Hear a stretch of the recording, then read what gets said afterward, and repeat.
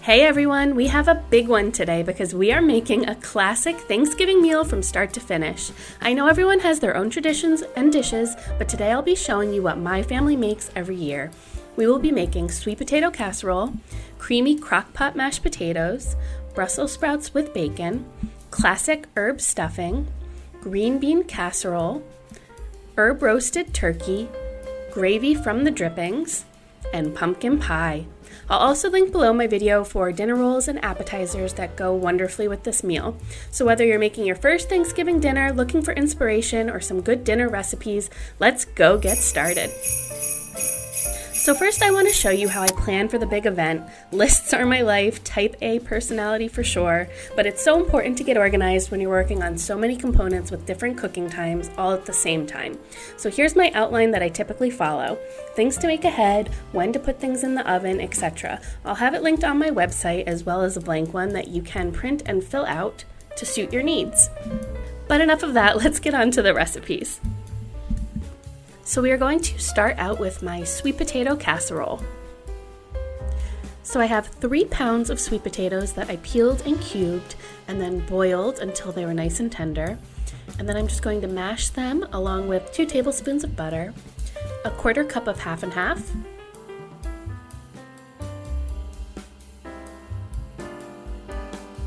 a 1/2 teaspoon of cinnamon, 2 tablespoons of brown sugar, 1 teaspoon of salt,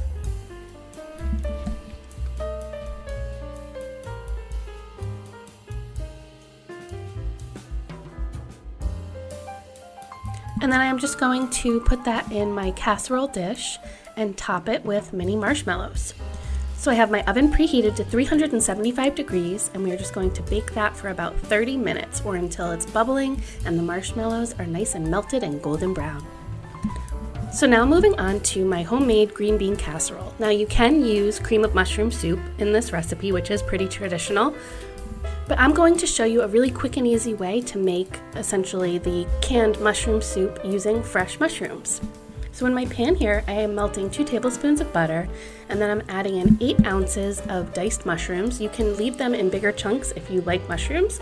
My husband's not a big fan, so I tend to kind of dice them up to hide them in there a little bit. So then we just want to add in about 2 or 3 cloves of garlic minced, and we're just going to cook this for about 5 minutes or until the mushrooms are nice and tender. And then I'm going to sprinkle in 2 tablespoons of flour and then add in 3/4 of a cup of chicken broth. And we just want to stir that. And then 1 1/4 cups of half and half. And we just want to bring this to a simmer and get it nice and thickened, seasoning with salt and pepper. And it's really as simple as that. It'll get nice and thick and be just like the cream of mushroom soup.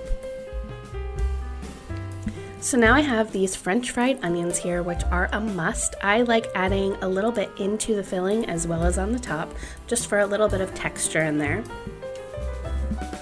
So I'm adding about 1/2 cup of the French fried onions along with 1 pound of green beans. This time I used frozen and just cooked them for about 2 minutes under the microwave instructions. And we're just going to mix that all together and then pour it into our casserole dish. And then I'm going to top that with about another cup of the French fried onions. Now, if you are putting this right in the oven while it's hot, you can do it at 400 degrees for about 10 to 15 minutes. Or if you're bringing it from the fridge, if you made it like the day before, you could do 375 degrees for about 20 to 25 minutes, or until it's just nice and warm and bubbling. So now moving on to the creamy crock-pot mashed potatoes. I used to always make mashed potatoes the traditional way in a pot, but this just really saves a lot of space on the stove and in the oven when you're trying to reheat the potatoes. You can serve it right in the crock pot, especially if you're doing buffet style. You just keep it on warm and they stay perfect all day. So I have 2.5 pounds of potatoes that I peeled and I'm cutting into 2-inch cubes. And I'm just adding that into my greased slow cooker, along with 1/2 cup of chicken broth. You could also use vegetable stock here. 3 cloves of garlic minced, a 1/4 cup of butter that I diced up, and a 1/2 teaspoon of salt. And we just want to give that a stir and cook it on high for about 4 hours or low for 7 to 8 hours. And then when that's all done and they're nice and tender, we are going to mash them and add in 1/3 cup of sour cream, a 1/4 cup of hot milk, a 1/4 cup of Parmesan cheese, and a pinch of black pepper. And then you can just turn your crock pot onto warm until you are ready to serve. I moved mine into a smaller casserole dish just to make room on the table when serving. But as I said, you can absolutely just serve it right in the crock pot.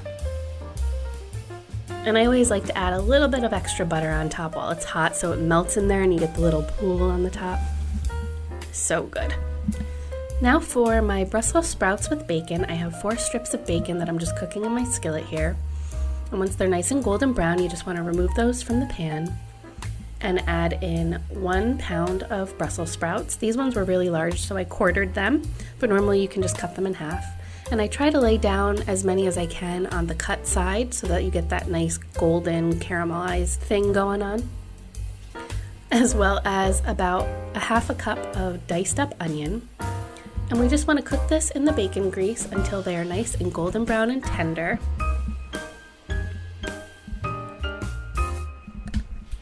About 5 to 6 minutes.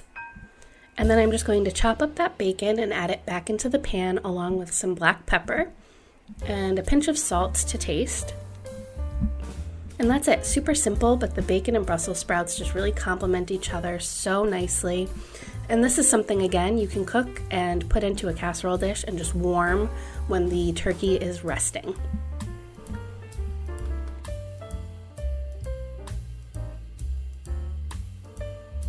Now moving on to my favorite part about Thanksgiving, the stuffing. Is it just me? I could eat a plate of stuffing and be totally happy. And maybe next year I will film my apple sausage stuffing. I make a couple different kinds, but this year we're sticking to the classics and we've got my herb stuffing. So in my skillet here over medium heat, I'm melting a 1/2 cup of butter. And to that I'm adding in 1 cup of chopped onion and a 1/2 cup of chopped celery. And we just want to cook that until the onion and celery are nice and softened, about 5 to 6 minutes.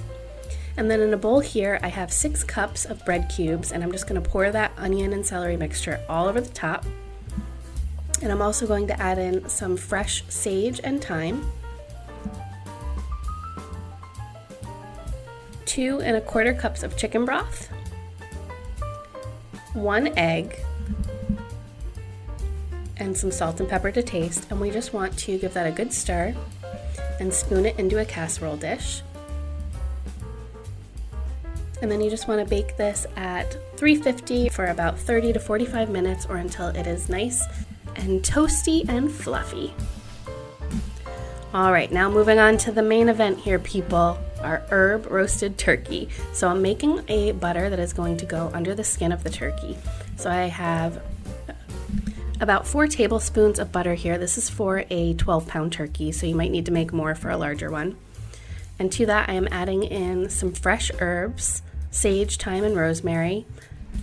About 3 tablespoons worth, but honestly I don't measure, just a good bit of each. And 2 cloves of garlic minced, and we just want to give that a good stir. So I have my turkey here. I removed everything out of the cavity and patted the skin dry.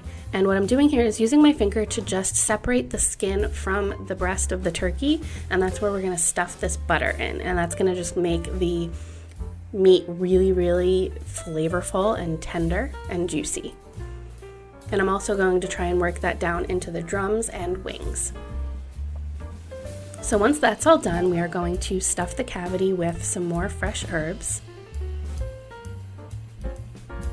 About a 1/2 an apple cut into quarters, a 1/2 an onion cut into quarters, and a lemon cut in half. And we're just going to try and get as much of that in as we can here. And again, that's really going to just perfume the whole turkey and make it really flavorful. And then I'm just getting the drums back in their little holder here so that everything stays in the cavity.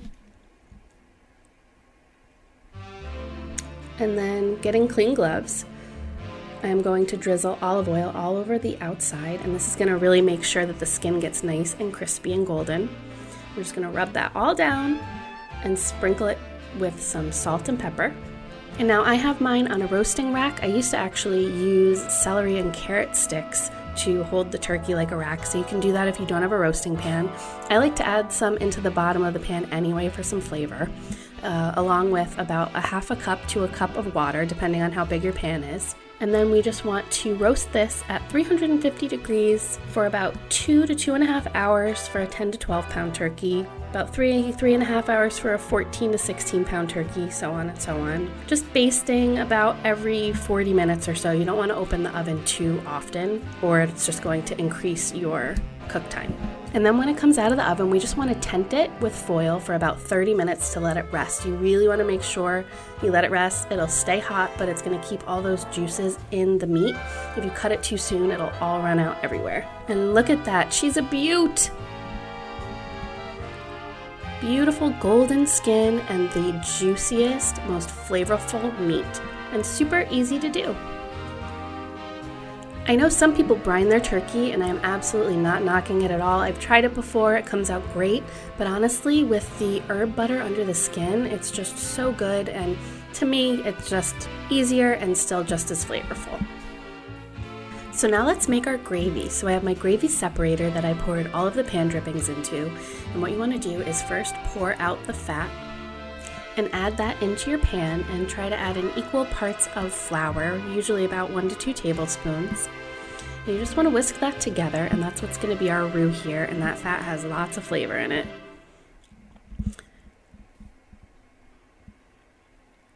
So then once that's combined and it cooks for about 30 seconds, we are going to add in any of the drippings that we have, and then I also add in some chicken stock, just to reach a desired consistency, because I didn't get a lot of drippings here, so you can see it's still really thick. So this is one of those recipes you kind of have to eyeball based on what you had, but I have about a cup of chicken broth here. And we just want to whisk that until no lumps remain, and just bring it to a simmer until it's nice and thickened. And then of course give it a taste, see if it needs salt and pepper, but usually it shouldn't. At least need too much, that is. And then I just pour it into my gravy boat and serve. Now last but certainly not least in this grand feast is dessert, and today we are making pumpkin pie. Usually I make pecan pie as well, but I decided to just stick with one for this video, and maybe in the future I will do some more ideas. But what I have in my bowl here is 1 can of evaporated milk, a 15-ounce can of pumpkin puree, 2 eggs, a half a cup of sugar, a half a cup of brown sugar, 1 teaspoon of cinnamon, a half a teaspoon of ginger and cloves, and a pinch of nutmeg, or you could use 1.5 teaspoons of pumpkin pie spice, as well as a half a teaspoon of salt, a half a teaspoon of vanilla, and 2 large eggs, and we just want to whisk that all together until it's nice and smooth. And then I have my pie crust in my pie tin, unbaked, and we're just going to pour the filling into the pie crust and bake at 425 degrees for about 40 to 45 minutes, or until it's nice and set and no longer wet in the middle. It will jiggle a little bit, but it should be all one nice even layer. I really hope you guys enjoyed coming along and making a full Thanksgiving meal with me. And whether you celebrate Thanksgiving or not, I really hope you enjoyed the recipes. They're really great, even just for a regular roast dinner. If you've never made a full Thanksgiving meal before and you are hosting for the first time, I know how intimidating that can be, but if you keep organized and stick to the steps, It can be really fun and enjoyable. One of my favorite things in the world is feeding people, which is why I made this channel. I love showing recipes and giving people things to try. So Thanksgiving is something that I love making so much, and I'm really happy to share it all with you. Now, if there's something I missed or you have a question about anything at all, please leave me a comment. I will do my best to answer any questions you have, and I always love hearing from you guys. I am really genuinely so very thankful for all of you and this channel. It has just been such a great year so far, and I really can't thank you enough for all of the love and support. If you celebrate, I hope you have a very happy Thanksgiving, and we will see you in the next one. Bye!